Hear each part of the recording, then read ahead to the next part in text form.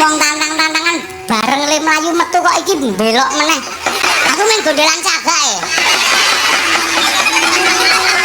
Ngene iki tanganku anu rangkul cagak langsung balik.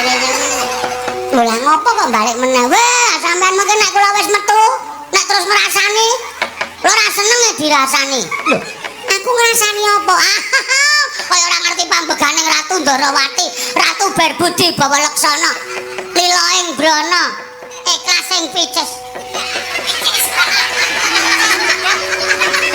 Tegese piye? Alah, mbok ora karo. Ngene lho semelangku ki. Ngene aku wis metu njaba. Terus sampean ngrasani aku ora seneng aku nek dirasani. Lho, lek ngrasani piye? Aduh, Bagong kamu urung tak sangoni ngono. Ayo, ada. Alah, ayo. Ora. Kok karo guyu? Mau. Nek sangoni nek. Lho, kuwi jenenge njaluk. Oh, ya dikalang-kalang ora ngekeki. Nyonya.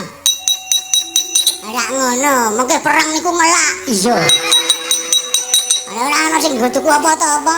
Wah, makasih. Makasih. Iya. Asal omong betul ora.